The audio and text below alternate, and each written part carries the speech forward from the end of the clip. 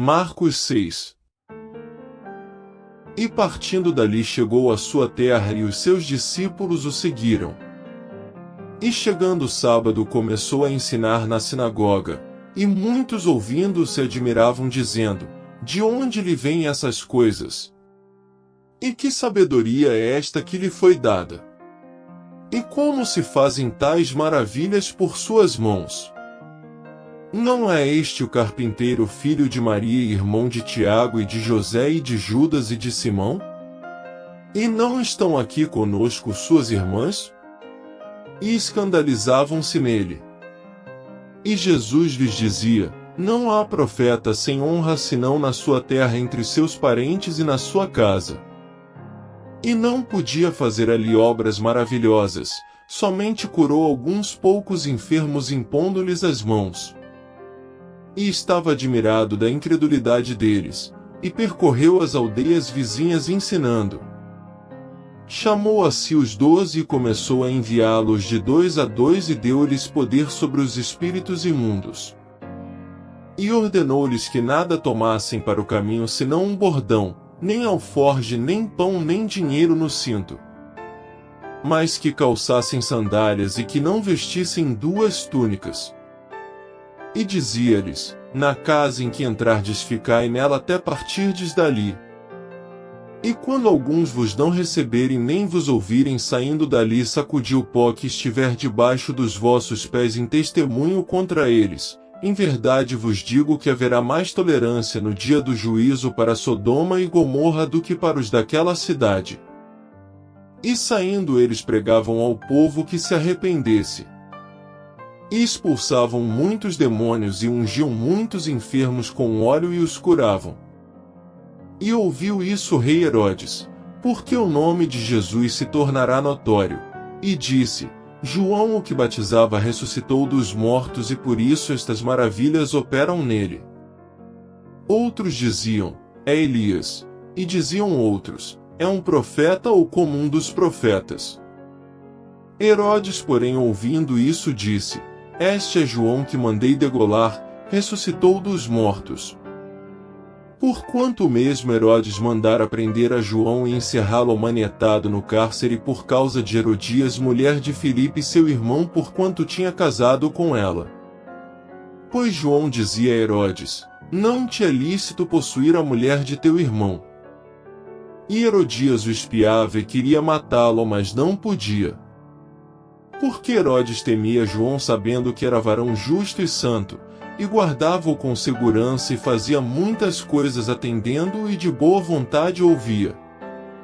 E chegando uma ocasião favorável em que Herodes no dia do seu aniversário dava uma ceia aos grandes e tribunos e príncipes da Galileia. Entrou a filha da mesma Herodias e dançou e agradou a Herodes e aos que estavam com ele à mesa. Disse então o rei à jovem, pede-me o que quiseres e eu to darei. E jurou-lhe dizendo, tudo que me pedires te darei até metade do meu reino.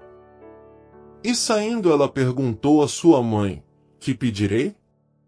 E ela disse, a cabeça de João Batista. E entrando apressadamente pediu ao rei dizendo, quero que imediatamente me deis num prato a cabeça de João Batista. E o rei entristeceu-se muito, todavia por causa do juramento e dos que estavam com ele à mesa não lhe quis negar. E enviando logo o rei o executor mandou que lhe trouxessem ali a cabeça de João, e ele foi e degolou-o na prisão.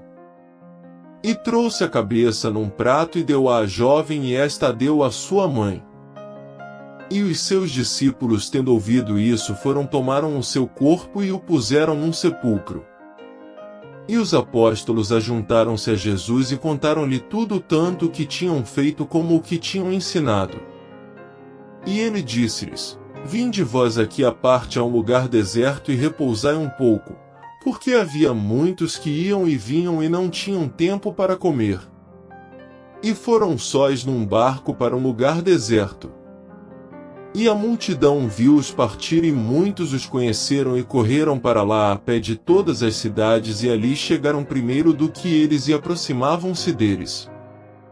E Jesus saindo viu uma grande multidão e teve compaixão deles, porque eram como ovelhas que não têm pastor, e começou a ensinar-lhes muitas coisas.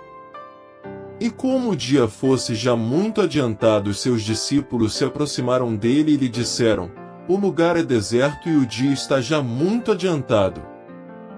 Despede-os para que vão aos campos e aldeias circunvizinhas e comprem pão para si, porque não têm o que comer. Ele, porém, respondendo, lhes disse: dai-lhes vós de comer. E eles disseram-lhe: iremos nós e compraremos 200 dinheiros de pão para lhes darmos de comer? E ele disse-lhes: quantos pães tendes? Ide ver. E sabendo eles disseram: 5 pães e 2 peixes. E ordenou-lhes que fizessem assentar a todos em grupos sobre a erva verde. E assentaram-se repartidos de 100 em 100 e de 50 em 50. E tomando ele 5 pães e os 2 peixes, levantou os olhos ao céu e abençoou e partiu os pães e deu-os aos seus discípulos para que os pusessem diante deles, e repartiu os 2 peixes por todos. E todos comeram e ficaram fartos. E levantaram 12 cestos cheios de pedaços de pão e de peixe. E os que comeram os pães eram quase 5.000 homens. E logo obrigou os seus discípulos a subir para o barco e passar adiante para o outro lado a Betsaida, enquanto ele despedia a multidão.